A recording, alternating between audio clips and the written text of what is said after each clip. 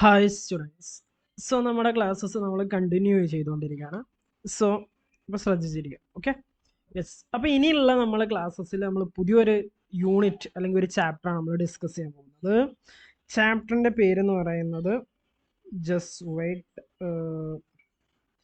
Chapter എന്ന് പറഞ്ഞാൽ module 3 ആണ് കേട്ടോ. അതിലെ ഫസ്റ്റ് ഇതായിട്ടുള്ള ഫൈനാൻഷ്യൽ സ്റ്റേറ്റ്മെൻറ്റ്സ് ആൻഡ് ഇൻട്രൊഡക്ഷൻ എന്ന് പറഞ്ഞിട്ടുള്ള ഒരു ടോപ്പിക്കാണ് നമ്മൾ എടുക്കാൻ പോകുന്നത്. ഓക്കെ, സോ ശ്രദ്ധിച്ചിരിക്കുക.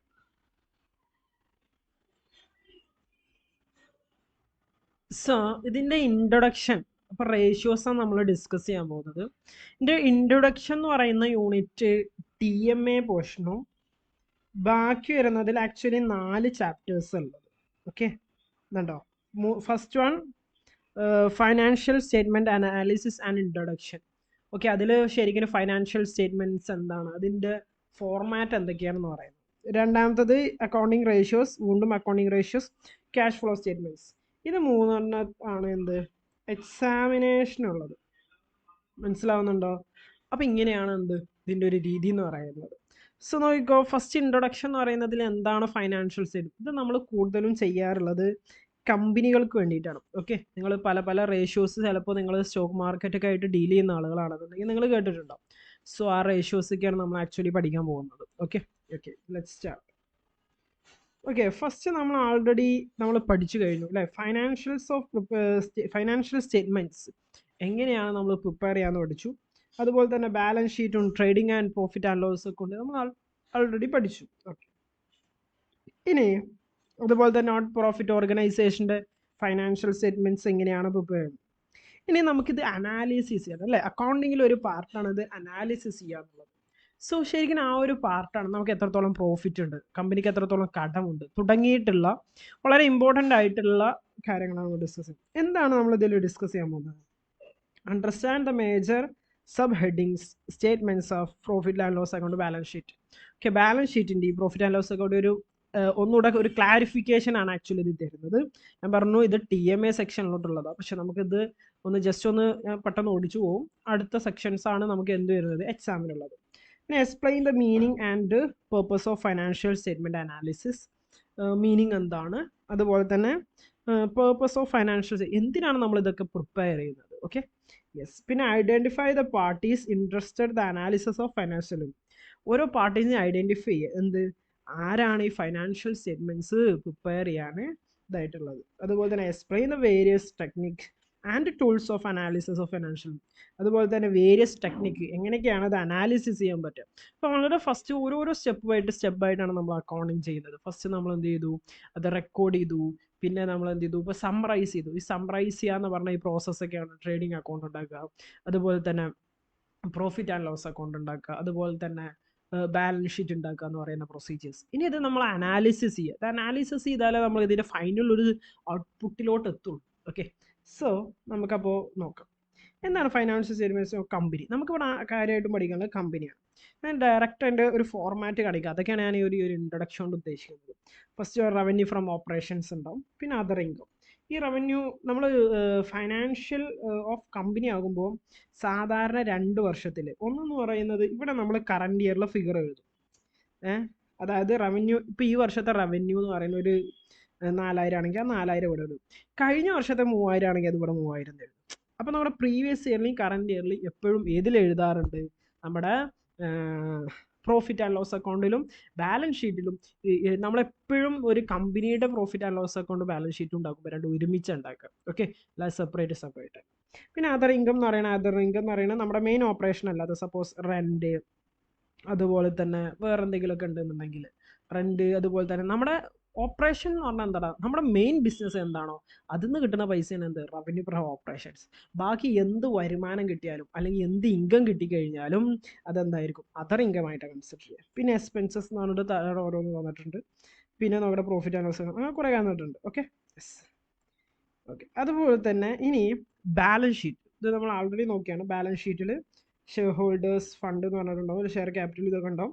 പലതരം റിസർവിനെ കുറിച്ച് നമ്മൾ ഡിസ്കസ് ചെയ്തായിരുന്നു കമ്പനി എന്ന് പറഞ്ഞ അക്കൗണ്ട്സിൽ. അതുപോലെ തന്നെ നോൺ കറന്റ് ലയബിലിറ്റീസ് അങ്ങനെ തുടങ്ങിയുള്ള കാര്യങ്ങളൊക്കെ ഉണ്ട്. ഓക്കെ, അസറ്റും കാര്യങ്ങളൊക്കെ. ഇനി അതിലുള്ള ഓരോ എക്സ്പ്ലനേഷൻസ് ആണ് ഞാൻ പറഞ്ഞു. ഞാനൊരു ജസ്റ്റ് ഒരു ഐഡിയ തരാമെന്ന് മാത്രമേ ഉദ്ദേശിക്കുന്നുള്ളൂ. ഓക്കെ, ഇല്ലുസ്ട്രേഷൻസും നമ്മൾ നോക്കുന്നില്ല, പക്ഷെ ജസ്റ്റ് ക്ലാസിഫിക്കേഷൻ നോക്കുകയായിരിക്കും ബെറ്റർ ആയിരിക്കും. ഓക്കെ, കാരണം നമുക്കിത് ഇവിടെ പഠിക്കാനില്ല എന്നുണ്ടെങ്കിലും ഇപ്പോൾ നോക്കട്ടെ, ട്രേഡ് പേയബിൾസ് എന്താ മേജർ എന്താ current liabilities. Okay, yes,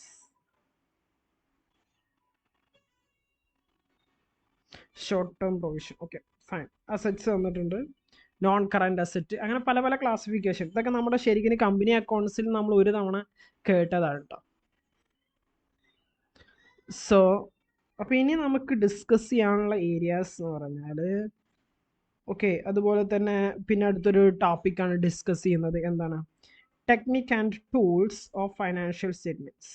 okay, പല പല അനാലിസിസ് ഉണ്ട്, അതാണ് നമ്മൾ ആക്ച്വലി ചെയ്യുന്നത്. ഫസ്റ്റ് ആണ് ക്രോസ് സെക്ഷൻ അനാലിസിസ്.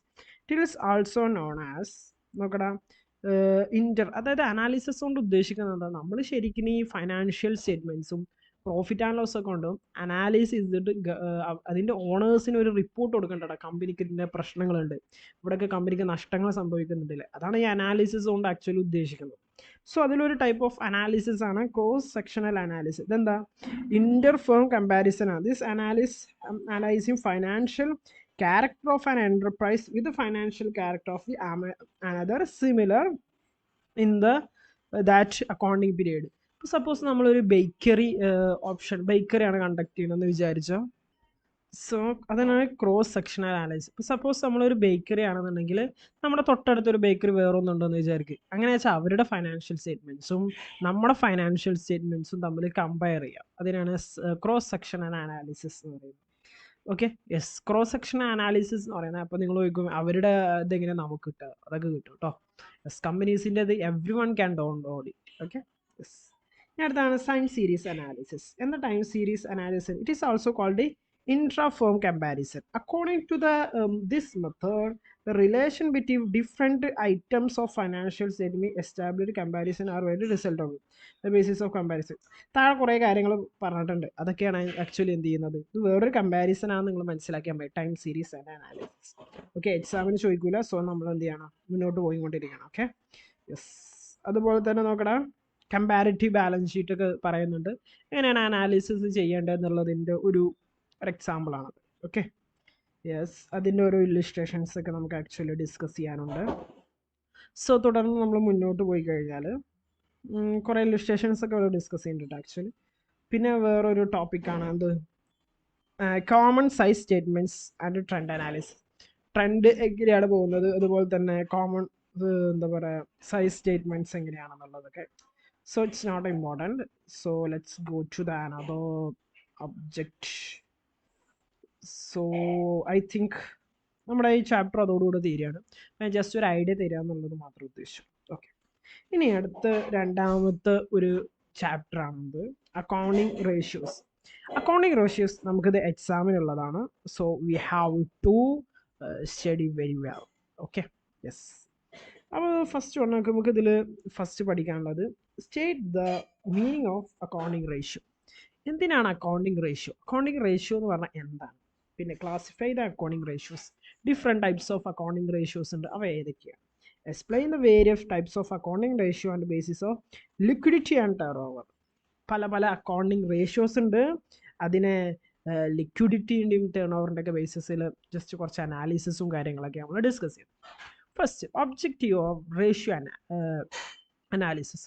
നമ്മളൊരു അനാലിസിസും വെറുതെ ചെയ്യൂല അല്ലേ, നമുക്കതിനൊക്കെ ഒന്നുണ്ടാവും, കൃത്യമായിട്ടുള്ള ഒരു ലക്ഷ്യം ഉണ്ടാവും. ഓക്കെ, സോ ഇവിടെയും നമുക്ക് എന്താ പറയുക അക്കൗണ്ടിങ് അല്ലെങ്കിൽ റേഷ്യോ അനാലിസിസിന് വ്യക്തമായ നമുക്ക് ലക്ഷ്യങ്ങളുണ്ട്. എന്താണെന്ന് പറയുന്നത്, ratio are regards as set of earning capacity. നോക്കടാ, എന്തിനാണ് ഏണിംഗ് കപ്പാസിറ്റി, നമുക്ക് എത്രത്തോളം നമ്മുടെ കമ്പനിക്ക് സമ്പാദിക്കാൻ പറ്റും എന്നുള്ളതൊക്കെ മനസ്സിലാകാൻ വേണ്ടിയിട്ട്. ഫൈനാൻഷ്യൽ സൗണ്ട്സ് എന്തിനെ കുറിച്ചിട്ടുള്ളതാ? ഒന്ന് പറയുന്നത് നമ്മുടെ ഏണിംഗ് കപ്പാസിറ്റി നമുക്ക് പറഞ്ഞാൽ എത്രത്തോളം സമ്പാദിക്കാൻ പറ്റും. രണ്ടാമത്തെ ഫൈനാൻഷ്യൽ സൗണ്ട്നെസ്, നമ്മൾ എത്രത്തോളം ഫൈനാൻഷ്യലി സ്ട്രോങ് ആണ്. ഇപ്പോൾ സപ്പോസ് ഒരു കമ്പനിക്ക് ഒരുപാട് റിസർവ് ഒക്കെ ഉണ്ട്, ക്രോർസും ലാക്സ് ഒക്കെ റിസർവ് ഉണ്ട് എന്നുണ്ടെങ്കിൽ ആ കമ്പനി അത്രത്തോളം സ്ട്രോങ് ആണെന്ന് അതിനർത്ഥം. ഓക്കെ, അതുപോലെ തന്നെ ഓപ്പറേറ്റിംഗ് എഫിഷ്യൻസി, എത്രത്തോളം എഫിഷ്യൻസി.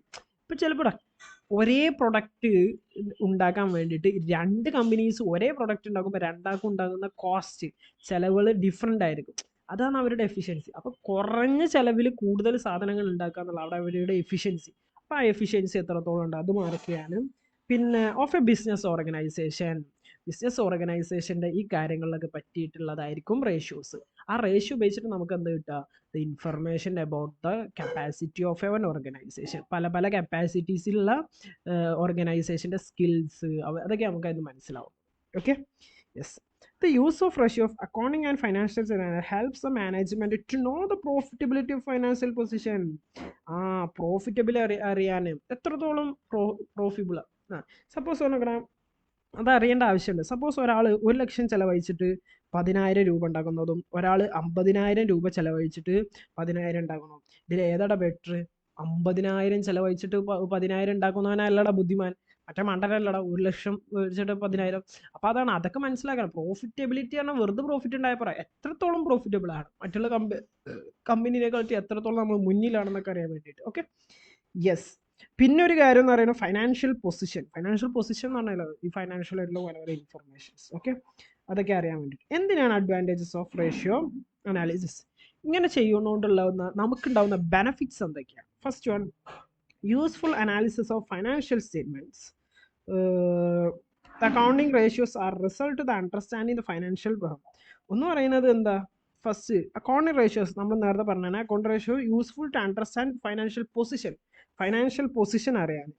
ആർക്കൊക്കെ? Bankers, investors. ഇപ്പോൾ ആളുകൾ ഇൻവെസ്റ്റ് ചെയ്യണമെന്നുണ്ടെങ്കിൽ നല്ല കമ്പനികളിലെ ആളുകൾ ഇൻവെസ്റ്റ് ചെയ്യും, ഉടായ്പ കമ്പനിയിൽ ആരെങ്കിലും ഇൻവെസ്റ്റ് ചെയ്യണം. That's all.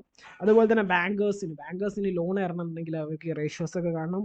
ഓക്കെ, ക്രെഡിറ്റേഴ്സ്, നമുക്ക് കടം തരണമെങ്കിൽ ക്രെഡിറ്റേഴ്സ് നമുക്ക് കടം തരുന്ന ആളുകളില്ലേ, നമ്മുടെ ഫൈനാൻഷ്യൽ പൊസിഷൻ അനുസരിച്ച് അവർ കടം തരുള്ളൂ. Okay, yes. All the balance sheet and profit. അതുപോലെ തന്നെ എന്താ പറയുക, ബാലൻസ് ഷീറ്റും പ്രോഫിറ്റ് ആൻഡ് ലോസ് അക്കൗണ്ടുകൾ തുടങ്ങിയിട്ടുള്ള ഒരുപാട് റേഷ്യോസ് ഉണ്ട് അതൊക്കെ.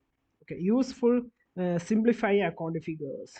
സോ നോക്കണം, നമ്മൾ ഈ കാൽക്കുലേഷനൊക്കെ ചെയ്ത് കഴിഞ്ഞാൽ നമുക്ക് കിട്ടുന്ന പ്രോഫിറ്റ്സും ആകെപ്പാടെ നമ്പേഴ്സ് ആയിരിക്കും, കുറേ നമ്പേഴ്സ്, ലാക്സ്, ക്രോസ്, അങ്ങനെയൊക്കെ ആയിരിക്കും.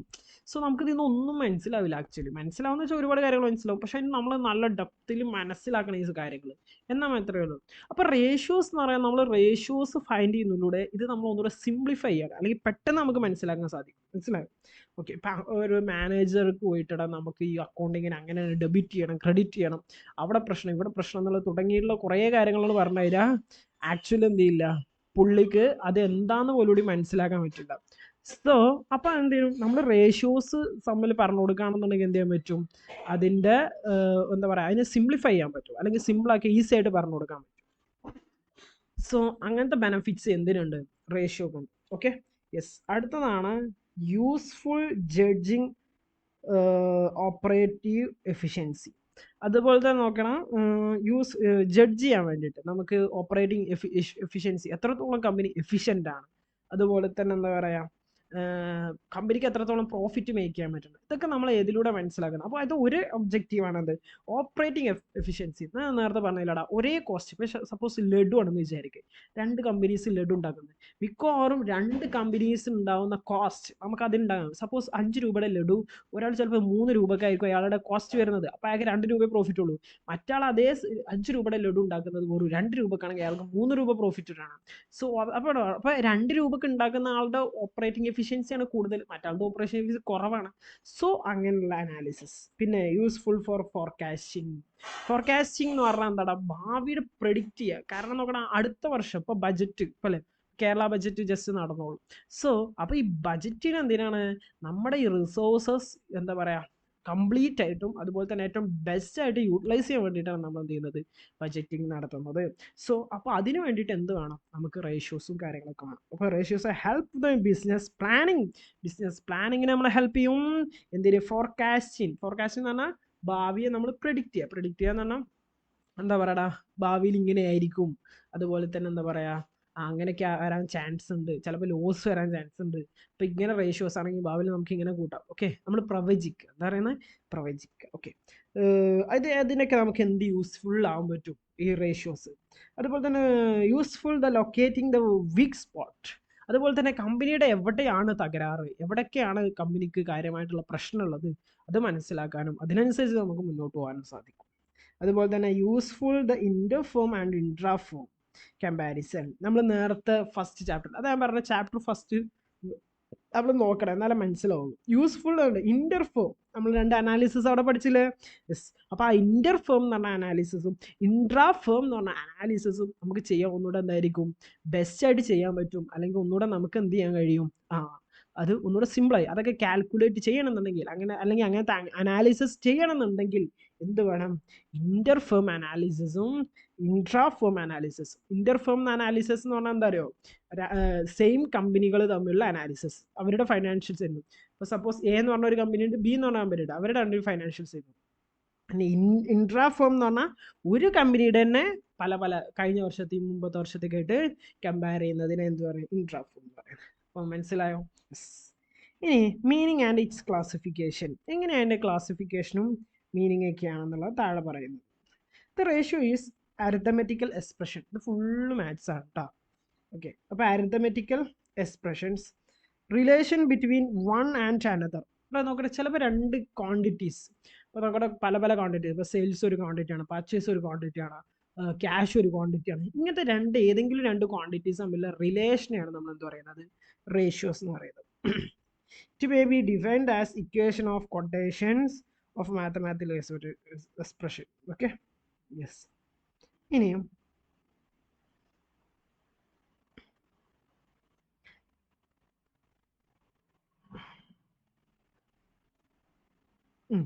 ഇനി നോക്കട്ടെ, നമ്മൾ കുറച്ച് റേഷ്യോസ് പഠിക്കണം. ആ റേഷ്യോസ് പഠിക്കുന്നതിലൂടെ തന്നെ നമുക്ക് മനസ്സിലാവും എന്താണ് അതിൻ്റെ ബെനിഫിറ്റ്സും. ഇപ്പോൾ ഫസ്റ്റ് വണ്ണാണ് ലിക്വിഡിറ്റി റേഷ്യോസ് ഉണ്ട്, ആക്ടിവിറ്റി റേഷ്യോസ് ഉണ്ട്, സോൾവൻസി റേഷ്യോ ഉണ്ട്, പ്രോഫിറ്റബിലിറ്റി റേഷ്യോസ്.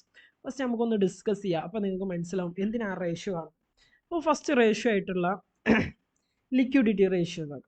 ഓക്കെ, സോ നോക്കട്ടെ, അത് ക്ലാസിഫിക്കേഷൻ ആണ്, കുറേ റേഷ്യോസ് ഉണ്ട് കേട്ടോ. സോ നോക്കിക്കോ, ദ ടേം ലിക്വിഡിറ്റി എന്താണെന്ന് നമ്മൾ ആൾറെഡി പറഞ്ഞതാണ്. നമ്മൾ ബാലൻസ് ഷീറ്റ് പ്രിപ്പയർ ചെയ്യുമ്പോൾ ആക്ച്വലി ഇതൊരു 2 ടൈപ്സ് എന്തുണ്ടായിരുന്നു, നമുക്ക് പ്രിപ്പറേഷൻ മെത്തേഡ് ഉണ്ടായിരുന്നു. അതിൽ ഫസ്റ്റ് വൺ ഓഫ് ദ ആയിരുന്നു എന്ത്, ലിക്വിഡിറ്റി എന്ന് പറയുന്നത്. ലിക്വിഡിറ്റി എന്ന് പറഞ്ഞാൽ ഒരു എന്താ പറയുക, എന്തെങ്കിലും ഒരു സാധനം, അപ്പോൾ അത് അല്ലെങ്കിൽ എന്തെങ്കിലും ഒരു സെക്യൂരിറ്റി, അതിനെ നമുക്ക് എത്രത്തോളം പെട്ടെന്ന് ക്യാഷ് ആക്കാൻ പറ്റും. ഓക്കെ, അതിനാണ് പറയുന്നത് ലിക്വിഡിറ്റി എന്ന് പറയുന്നത്.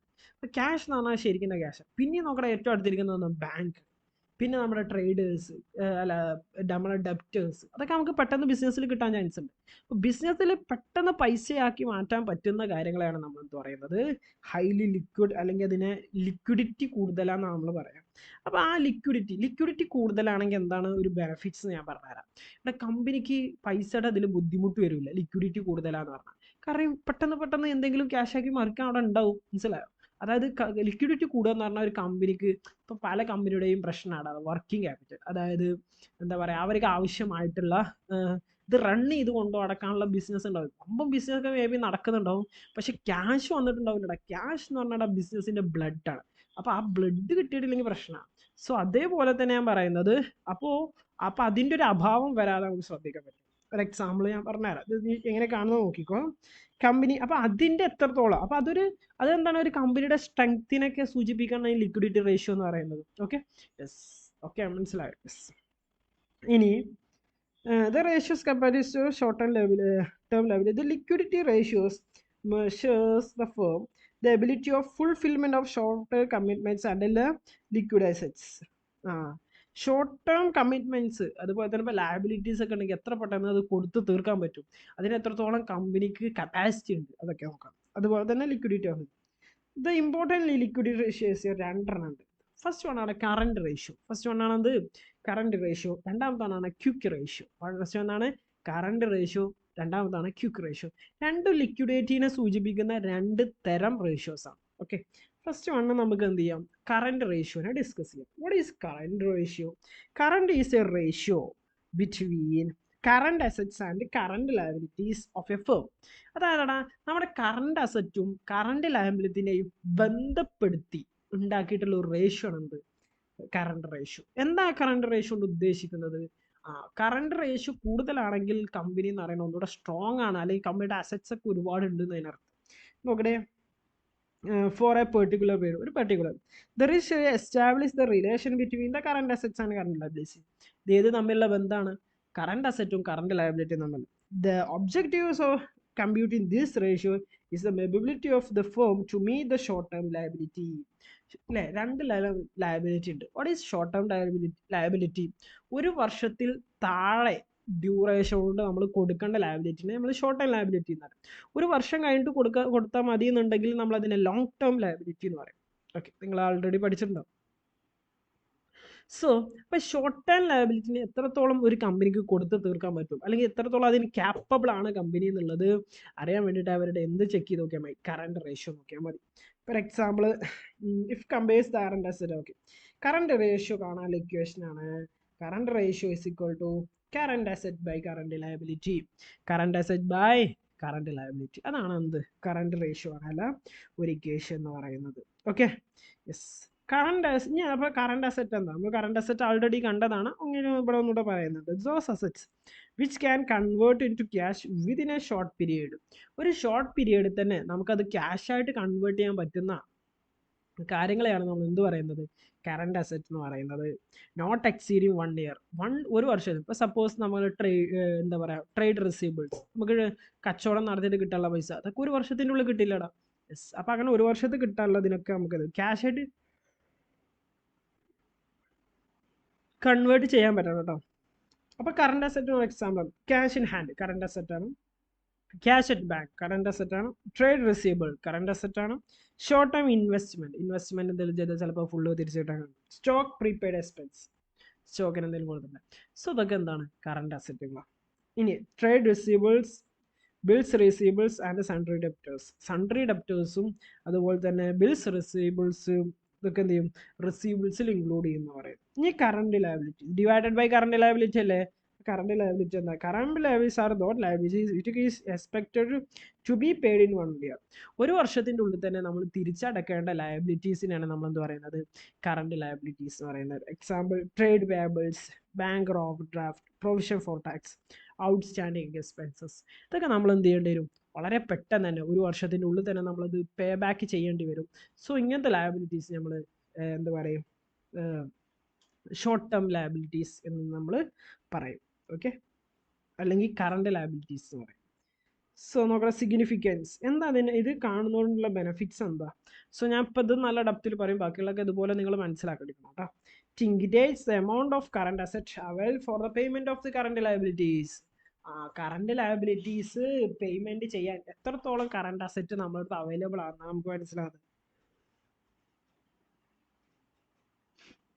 It greater is the short term solvency of the firm and vice versa.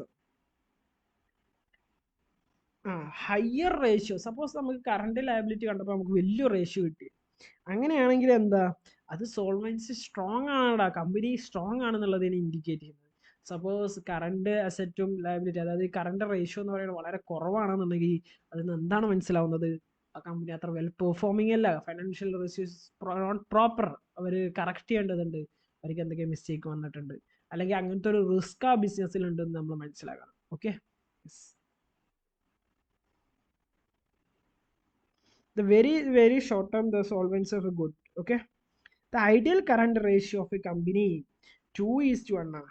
സാധാരണ ഒരു കമ്പനിക്ക് എത്ര ഉണ്ടാവാറ്? 2:1 എങ്കിലും വേണം. 2:1 കൂടുതലാണെന്നുണ്ടെങ്കിൽ നമുക്ക് എന്ത് പറയാൻ പറ്റും? അത് ഗുഡാണ്. പക്ഷെ അതിനേക്കാൾ താഴെ പോകരുത് എന്നുള്ളതാണ്. മനസ്സിലാവും?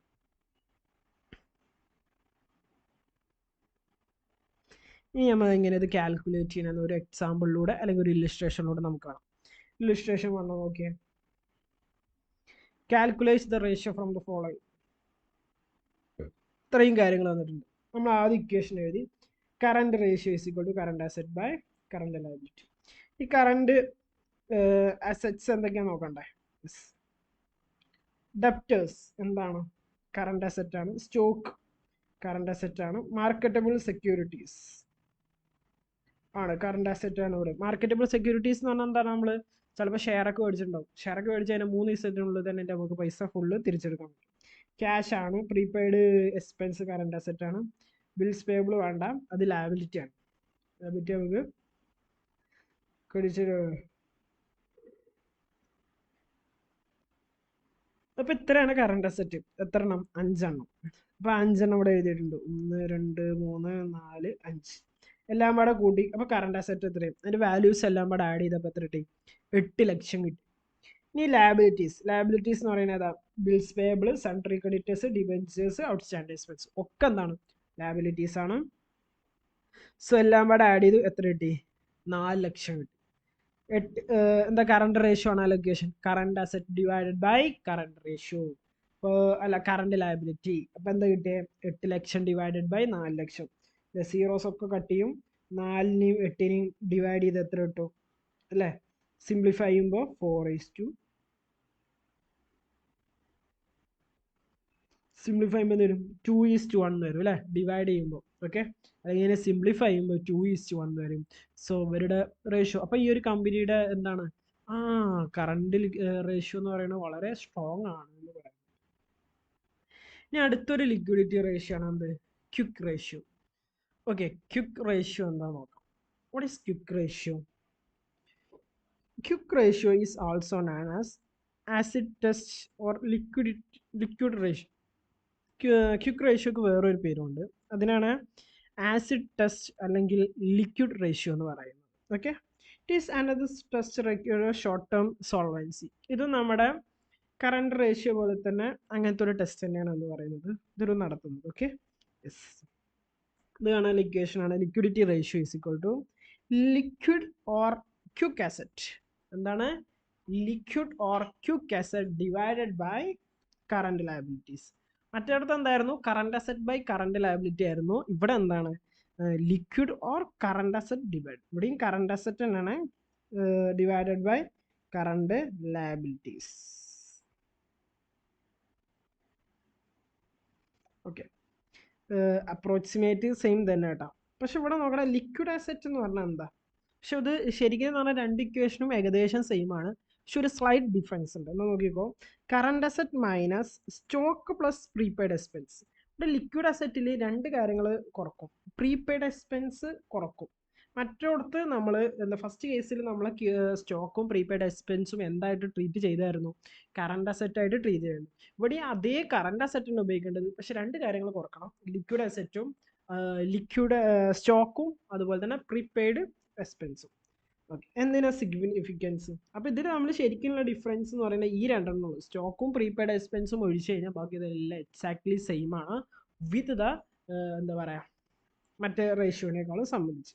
ഓക്കെ, എന്താണ് ഇതിൻ്റെ ഒരു ഇമ്പോർട്ടൻസ് അല്ലെങ്കിൽ എന്തിനാണ് ഇത് കാണുന്നത്? Quick ratio is the measure of instant ഡെപ്റ്റ് പേ. ഇൻസ്റ്റന്റ് എപ്പത്തിന് എത്ര കൊടുക്കാൻ പറ്റും എന്നുള്ളതാണ് നമുക്ക് അറിയേണ്ടത്. Okay, of the business enterprise it is measured the extent liquid ratio. അതായത് പെട്ടെന്ന് എത്ര പൈസ കൊടുക്കാൻ പറ്റും അല്ലെങ്കിൽ എത്ര കപ്പാസിറ്റി ഉണ്ട്. ഇപ്പോൾ ഈ ലിക്വിഡ് റേഷ്യോ, അപ്പോൾ ഈ നമ്മൾ കാണുന്ന ഈ ലിക്വിഡ് റേഷ്യോനെ 2:1 ഒക്കെ ഉണ്ടെന്നുണ്ടെങ്കിൽ, ഓക്കെ, നോർമൽ ലിക്വിഡ് റേഷ്യോ എന്ന് പറയുന്നത് 1:1 ആണ്. അതായത് കറണ്ട് ലയബിലിറ്റിയും ലിക്വിഡ് അസറ്റും അല്ലെങ്കിൽ ക്വിക്ക് അസറ്റും തമ്മിൽ ഈക്വൽ ആയിരിക്കണം എന്ന് പറയുന്നത്. അപ്പോൾ അങ്ങനെ വേണമെന്ന് പറയുന്നത്. അപ്പോൾ അതിനനുസരിച്ച് എന്താ പറയുക, സ്റ്റോക്ക് ആണെങ്കിൽ പ്രീപെയ്ഡ് എക്സ്പെൻസും മാത്രം കുറക്കണം. കാരണം സ്റ്റോക്ക് എന്നൊക്കെ പറഞ്ഞാൽ എന്താ? സ്റ്റോക്ക് ശരിക്കും വിറ്റ് കഴിഞ്ഞാലേ നമുക്ക് പൈസ കിട്ടുള്ളൂ. ഓക്കെ, അപ്പോൾ കുറച്ച് സമയം എടുക്കും. അതുപോലെ പ്രീപെയ്ഡ് എക്സ്പെൻസ് എന്ന് പറഞ്ഞാൽ എന്താ പറയുക, അത് നമ്മുടെ ഒരു അസറ്റ് ആണ്, പക്ഷെ അത് നമുക്കത് യൂസ് ചെയ്യാനേ പറ്റുള്ളൂ. പ്രീപെയ്ഡ് ഇപ്പോൾ സപ്പോസ് നമ്മൾ റീചാർജ് ഒരു വർഷത്തേക്ക് റീചാർജ് ചെയ്യുന്നത് പ്രീപെയ്ഡ് എക്സ്പെൻസാണ്. ആക്ച്വലി അത് നമ്മുടെ അസറ്റ് ആണെന്നുണ്ടെങ്കിലും പക്ഷെ നമുക്കത് ഉപയോഗിച്ച് തീർക്കാൻ, അത് പൈസ ആക്കാൻ ചിലപ്പോൾ പറ്റിക്കണമെന്നില്ല. ചിലപ്പോൾ അത് ക്യാൻസൽ ചെയ്താലും നമുക്ക് ആ എമൗണ്ട് ഫുൾ റിട്ടേൺ കിട്ടിക്കണമെന്നില്ല. ഒരു എക്സാമ്പിൾ ആണ്. അപ്പോൾ നമുക്ക് നേരത്തെ കണ്ട കറണ്ട് അസറ്റിന് ഇവിടെ എന്ത് മാത്രം ഡിഫറൻസ്? ലിക്വിഡ് അസറ്റ് എന്ന് പറയുമ്പോൾ അതിന് രണ്ട് കാര്യങ്ങൾ ഒഴിവാക്കണം. ഏതൊക്കെയാണ്? സ്റ്റോക്ക് പ്ലസ് അതുപോലെ തന്നെ പ്രീപെയ്ഡ് എക്സ്പെൻസ്.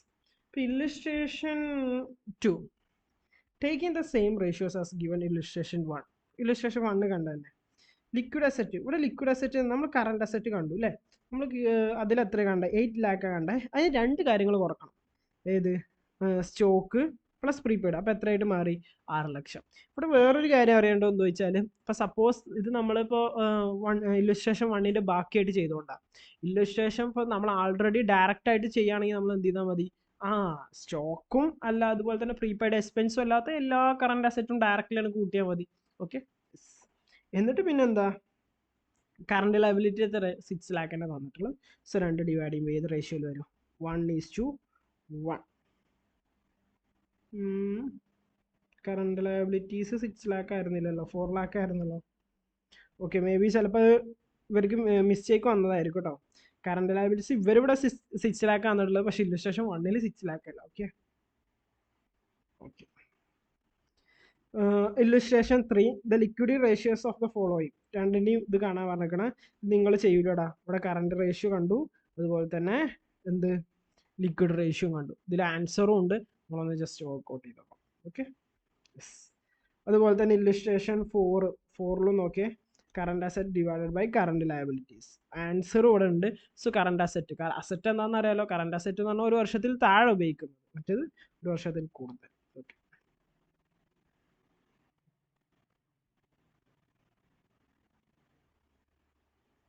ഇനി അപ്പോൾ അതാണ് ലിക്വിഡിറ്റി ബേസിസിൽ നമുക്ക് പഠിക്കാനുള്ള റേഷ്യോസ്.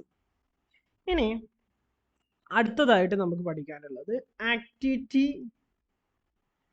അല്ലെങ്കിൽ ടേൺ ഓവർ റേഷ്യോ ആണ്. ആക്ടിവിറ്റി അല്ലെങ്കിൽ നമ്മുടെ ടേൺ ഓവർ എത്ര ഉണ്ടെന്ന് ചെക്ക് ചെയ്യാൻ വേണ്ടിയിട്ടുള്ള റേഷ്യോ.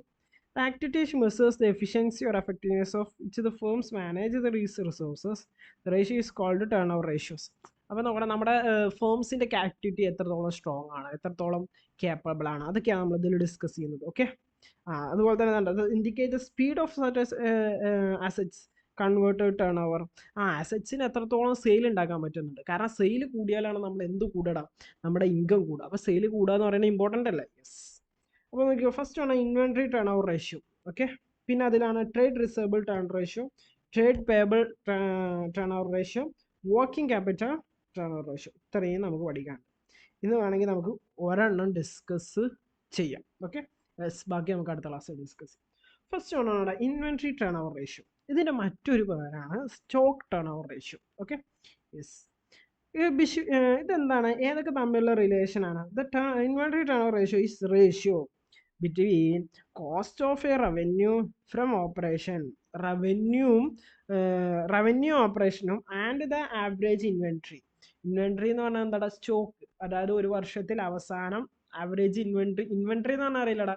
ഇപ്പം നമ്മുടെ ഒരു പലചരക്ക് കടയാണെന്നുണ്ടെങ്കിൽ നമ്മുടെ പലചരക്കിലുള്ള ടോട്ടൽ സ്റ്റോക്കിനെയാണ് ഇൻവെൻട്രി എന്ന് പറയുന്നത്. പിന്നെ കോസ്റ്റ് ഓഫ് റവന്യൂ എന്ന് പറയുന്നത് എന്താ വെച്ചാൽ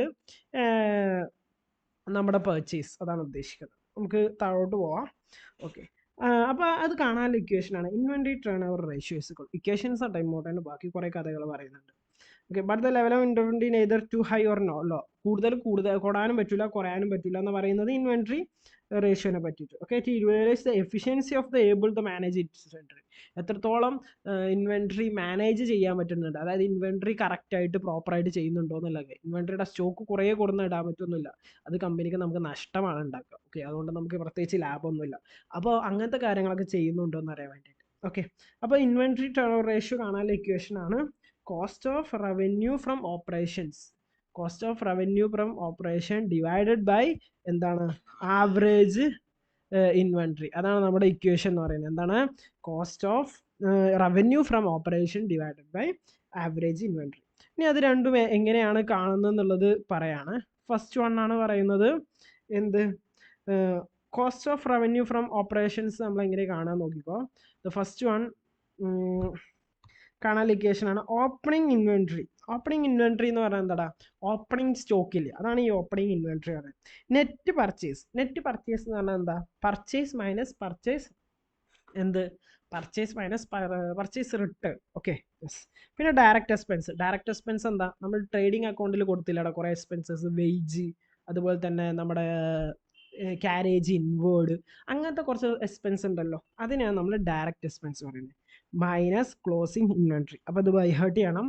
opening inventory plus net purchase plus direct expense minus closing inventory. അതായത് ഈ cost of revenue from operation ഇത് ഏകദേശം ഇത് നമ്മുടെ ഒരു ഗ്രോസ് പ്രോഫിറ്റിന് ഈക്വൽ ആയിരിക്കും. മനസ്സിലാവുന്നുണ്ടോ? എന്തിനോട് ഈക്വൽ ആയിരിക്കും? ഗ്രോസ് പ്രോഫിറ്റിന് ഈക്വൽ ആയിരിക്കും. ഓക്കെ. ഗ്രോസ് പ്രോഫിറ്റ് അല്ല, സോറി,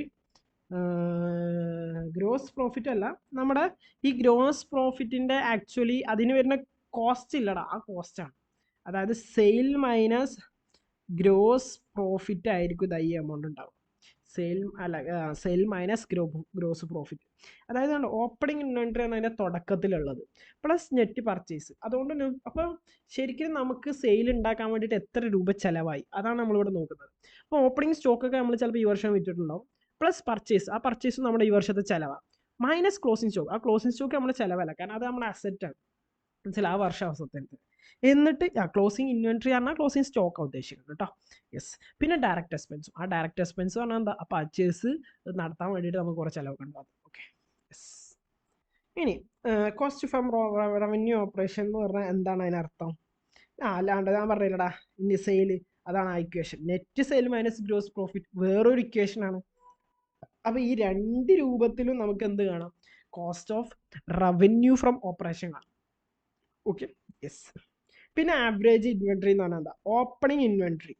ഇൻവെൻട്രി എന്ന് പറഞ്ഞാൽ ഓപ്പണിംഗ് സ്റ്റോക്ക്, നമ്മൾ എവിടെ കൊടുക്കുന്നത്, നമ്മൾ ഇവിടെ കൊടുത്തില്ല ട്രേഡിംഗ് അക്കൗണ്ടിൽ, അതന്നെ.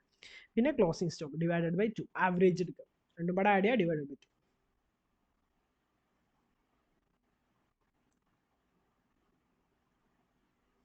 എന്തിനാ അതിൻ്റെ സിഗ്നിഫിക്കൻസ്, എന്തിനാ അത് കാണുന്നത്? The ratio signifies the number of times of an average inventory was deposited during the period. The number of times on average inventory stock disposed എത്രത്തോളം ഒഴിവാക്കുന്നുണ്ട് എന്നുള്ളത് മനസ്സിലാക്കാൻ പറ്റും. The high ratio indicate the efficiency and the low ratio indicate the inefficiency. നല്ല ratio ഇതുണ്ട്, ഇത് calculate ചെയ്യുമ്പോൾ നമുക്ക് നല്ല റേഷ്യോ കിട്ടുക, കമ്പനി അടിപൊളിയാണ്. ലോ റേഷ്യോ കിട്ടുകയാണെങ്കിൽ കമ്പനി ഇനഫിഷ്യൻ്റാണ്, പോരാതാണ്. ഓക്കെ. യെസ്.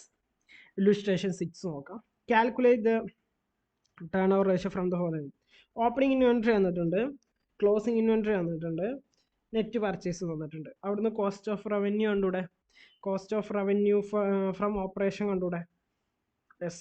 അപ്പോൾ അത് കാണാം, അതെല്ലാം നമ്മുടെ ഇക്വേഷൻ എഴുതി. Inventory turn over ratio is equal to cost of revenue from operation average inventory. Okay. Average inventory എങ്ങനെയാണ്, closing stock plus opening stock divided by 2. അപ്പോൾ എത്ര, 45,000, 55,000 കൂട്ടണം, അപ്പോൾ 1,00,000, 1,00,000നെ 2 കൊണ്ട് ഡിവൈഡ് ചെയ്യാം, ഇതവിടെ ചെയ്തിട്ടുണ്ട്. ഓക്കെ. യെസ്. അപ്പോൾ എത്ര കിട്ടും, 50,000 കിട്ടും. ഇവിടെ 50,000 കിട്ടിയിട്ടുണ്ടാവും, 50,000 കിട്ടി. ഇനി cost of revenue from operation, opening stock എത്ര, 45,000, നെറ്റ് പർച്ചേസ് തന്നിട്ടുണ്ട് 1,60,000. ഇത് എത്ര, ടോട്ടൽ എത്ര വരും, അതിന് 55,000 കുറക്കണം, ടോട്ടൽ എത്ര വരും, 1,50,000. സോ അപ്പോൾ നോക്കട്ടെ, റവന്യൂ ഫ്രം ഇത് ചെയ്ത് കഴിഞ്ഞപ്പോൾ നമുക്ക് എത്ര കിട്ടി, 1,50,000 കിട്ടി. ഇനി ഇൻവെൻട്രി ടേൺ ഓവർ റേഷ്യോ എന്താ കാണുക, cost of revenue from operation divided average ratio എത്ര കിട്ടും, 3 ടൈംസ് കിട്ടും. എത്ര കിട്ടും, 3 ടൈംസ്. അതായത് നമുക്ക് പറയുകയാണെങ്കിൽ നമുക്കത് ഇങ്ങനെയൊക്കെ പറയാം, വേണമെങ്കിൽ റേഷ്യോ ആയിട്ട് പറയാ 1:3 എന്നോ, അല്ലെങ്കിൽ എത്ര, ഇപ്പോൾ 1:3 അല്ലെങ്കിൽ എന്താ പറയുക 3:1 എന്നൊക്കെ പറയാം. ഓക്കെ. യെസ്. 3:1 എന്ന് പറയാം. ഓക്കെ. അതാണ് കാരണം മുകളിൽ ഇതായതുകൊണ്ട് 3:1 എന്ന് പറയാൻ പറ്റും. അപ്പോൾ സാധാരണ എത്ര ഉണ്ടാവാറ്, സാധാരണ ഇവിടെ പറയുന്നില്ല, നമ്മുടെ ഇതുപോലെ 3:1. ഇത് കൂടുന്നതിനനുസരിച്ച് അത്രയും ബെറ്റർ എഫിഷ്യൻസി ആണെന്നും കുറയുന്നതിനനുസരിച്ച് അത്ര എഫിഷ്യൻ്റ് അല്ല എന്നുള്ളതാണ് നമുക്കിതിൽ നിന്ന് മനസ്സിലാവുന്നത്. ഓക്കെ ആണല്ലോ. യെസ്. അപ്പോൾ നോക്കട്ടെ, ജസ്റ്റ് ഒന്നുമില്ല, എല്ലാ വാല്യൂസും തന്നിട്ടുണ്ടാവും, ആ values just putting in the answer അല്ലെങ്കിൽ പുട്ടിങ് ഇൻ ദ ഇക്വേഷൻ നമുക്ക് എന്ത് ചെയ്യാൻ പറ്റും, പെട്ടെന്ന് ഫൈൻഡ് ചെയ്യാൻ പറ്റും. ഇനി നോക്കട്ടെ ഇല്ലുസ്ട്രേഷൻ 7 നോക്കിയാൽ ഇവിടെയും നോക്കട്ടെ, opening, closing, revenue from operation, sales തന്നിട്ടുണ്ട്, ഇവിടെ പ്രോഫിറ്റും തന്നിട്ടുണ്ട്. അപ്പോൾ നിങ്ങൾ കോസ്റ്റ് ഓഫ് റവന്യൂ കാണുമ്പോൾ ഇവിടെ ശ്രദ്ധിക്കണം. കാരണം എന്താ വെച്ചാൽ നോക്കട്ടെ, കോസ്റ്റ് ഓഫ് റവന്യൂ എങ്ങനെ കണ്ടേ, 2 ഇക്വേഷൻ നമ്മൾ പഠിച്ചു. ഒന്നെന്ന് പറയുന്നത് എന്തായിരുന്നു, കോസ്റ്റ് ഓഫ് റവന്യൂ കാണാൻ നെറ്റ്, ഫസ്റ്റ് വണ്ണാണ് opening inventory plus net purchase plus direct expense minus closing inventory. രണ്ടാമത്തെ എന്താ, net sales minus gross profit. അപ്പോൾ ആ ഒരു മെത്തേഡാണ് ഇല്ലുസ്ട്രേഷൻ 7 ഉപയോഗിച്ചിട്ടുള്ളത്. അതായത് ഇതിൻ്റെ ഗ്രോസ് പ്രോഫിറ്റ് ഇതിൽ 25% ഉള്ളത്, ആ പ്രോഫിറ്റാണ് ഒഴിവാക്കി അതിൻ്റെ കോസ്റ്റ് കിട്ടൂല, അതിൻ്റെ ചിലവ് കിട്ടൂലടാ. യെസ്. അപ്പോൾ 2,00,000ൻ്റെ 25%. എങ്ങനെ കാണാറിയോ, 2,00,000 ഇൻറ്റു 25% എന്ന് പറഞ്ഞാൽ 25/100 0 കട്ടാവും. 2,000 ഇൻറ്റു 25, 2,000 ഇൻറ്റു 25 പറയുമ്പോൾ 50,000. ആ 50,000 കുറച്ച് തന്നെ ഉണ്ട്, അപ്പോഴും 1,50,000 തന്നെയാണ് എന്ത് ചെയ്ത് കിട്ടിയത്, കോസ്റ്റ് ഓഫ് റവന്യൂ. പിന്നെ ആവറേജ് ഇൻവെൻട്രി ആണെന്നും ഓപ്പണിംഗ് വന്നിട്ടുണ്ട്, അതിന് 2 മെത്തേഡ് ഇല്ല, അതിനൊരു മെത്തേഡ് ഉള്ളൂ. അപ്പോൾ എത്ര കിട്ടി, 20,000. രണ്ടും ഡിവൈഡ് ചെയ്യുക കണ്ടോ, 7.5 ടൈംസ്. അപ്പോൾ നോക്കട്ടെ, ഇത് കൂടിയില്ല, ഇവിടെ 7.5 ടൈംസ് ഉണ്ട്, ഇവിടെ എത്ര ഉള്ളൂ, 3 ടൈംസ് ഉള്ളൂ. അപ്പോൾ ഏത് കമ്പനിയാണ് ബെറ്റർ, ഒന്നുകൂടെ ബെറ്റർ എഫിഷ്യൻ്റ് ആയിട്ടുള്ളത്, ഒന്നുകൂടെ ബെറ്റർ ആയിട്ട് പെർഫോം ചെയ്യുന്ന ഏത് കമ്പനിയാണ്, ഇല്ലുസ്ട്രേഷൻ 7 പറയുന്ന കമ്പനിയാണ്. Okay. Better than illustration 6 company. Okay, അപ്പം അങ്ങനെയാണ് നമ്മൾ എന്ത് ചെയ്യുന്നത്, റേഷ്യോസ്. അപ്പം റേഷ്യോസിലാണ് ഈ കമ്പനിയെ പറ്റി, സപ്പോസ് നമ്മൾ ഇൻവെസ്റ്റ് ചെയ്യാണ്, നമ്മളൊരു ഇൻവെസ്റ്റർ ആകുമ്പോൾ നമ്മൾ നോക്കണം. അപ്പോൾ ഇങ്ങനത്തെ റേഷ്യോസിലോട്ടൊക്കെ നോക്കിയിട്ടാണ് നമ്മൾ എന്ത് ചെയ്യുന്നത്, ഇതൊരു നല്ല കമ്പനിയാണോ ഇതൊരു മോശം കമ്പനിയാണോ എന്നൊക്കെ ഡിസൈഡ് ചെയ്യുന്നത്. ഓക്കെ ആണല്ലോ. യെസ്, അതുപോലെ തന്നെ illustration 8 you have to do, നിങ്ങൾ ചെയ്യണം. ഓക്കെ, എല്ലാം തന്നിട്ടുണ്ട്. സെയിൽസ് മൈനസ്, ഇവിടെയും നമ്മൾ ആ മറ്റേ രണ്ടാമത്തെ ഇക്വേഷൻ പോലെ cost of revenue from operation കാണാൻ 2 ഇക്വേഷൻ, അത് 2 ഇക്വേഷൻ പഠിക്കണം. അത് ഏതാണ് തന്നിട്ടുള്ളത്, പ്രോഫിറ്റ്, ഗ്രോസ് പ്രോഫിറ്റിന്റെ പെർസെൻറ്റേജ് നിങ്ങൾക്ക് തന്നിട്ടുണ്ടെങ്കിൽ, ഗ്രോസ് പ്രോഫിറ്റിന്റെ പെർസെൻറ്റേജ് നിങ്ങൾക്ക് തന്നിട്ടുണ്ടെങ്കിൽ നിങ്ങൾ അതിൽ രണ്ടാമത്തെ ഇക്വേഷനും ഏതാണ് തരുന്നത് അതിനനുസരിച്ച് നമുക്ക് ഇക്വേഷൻസ് യൂസ് ചെയ്യേണ്ടത്. ഇപ്പോൾ പർച്ചേസ് തന്നിട്ടില്ലെങ്കിൽ അവിടുന്ന് ഉറപ്പാണ് രണ്ടാമത്തെ. ഫസ്റ്റത്തിൽ എന്താ, opening inventory plus net purchase plus direct expense minus closing inventory അല്ലേ. യെസ്, അപ്പോൾ അത് തന്നിട്ടുണ്ടെങ്കിൽ ഏതിൻ്റെ വാല്യൂ, രണ്ടാമത്തിൽ എന്താ, net sale minus gross profit. അപ്പോൾ ഗ്രോസ് പ്രോഫിറ്റ് തന്നിട്ടുണ്ടെങ്കിൽ മനസ്സിലാക്കാൻ രണ്ടാമത്തെ ഇക്വേഷൻ വേണം. അപ്പോൾ അതിനനുസരിച്ചുള്ള ഇക്വേഷൻസ് ആണ് ഉപയോഗിക്കേണ്ടത്. ഓക്കെ, യെസ്, ഇല്ലുസ്ട്രേഷൻ 9ഉം അത് തന്നെയാണ്. So don't worry. Okay, yes, അതോടുകൂടെ ആ റേഷ്യോ കഴിഞ്ഞു. ഇനി അടുത്തത് trade receivable turn over ratio ആണ്. ഇറ്റ്സ് രണ്ടാമത്തെ റേഷ്യോ ആണ്. സോ ഇത് നമ്മൾ അടുത്തൊരു ക്ലാസ്സിൽ ഡിസ്കസ് ചെയ്യും. അതുവരേക്കും ഈ 2 റേഷ്യോസ്, ഇപ്പോൾ നമ്മൾ ലിക്വിഡ് റേഷ്യോ നമ്മൾ 2 നമ്മൾ പഠിച്ചു, രണ്ടാമത്തെ നമ്മൾ ഈ ടേൺ ഓവറിൽ ഒരു റേഷ്യോയും പഠിച്ചു. സോ നന്നായിട്ട് ഇക്വേഷൻസ് പഠിക്കുക. All the best. ഓക്കെ, അപ്പോൾ അടുത്തൊരു ക്ലാസ്സിൽ എന്ത് ചെയ്യാം നമുക്ക് കാണാം. Okay, by.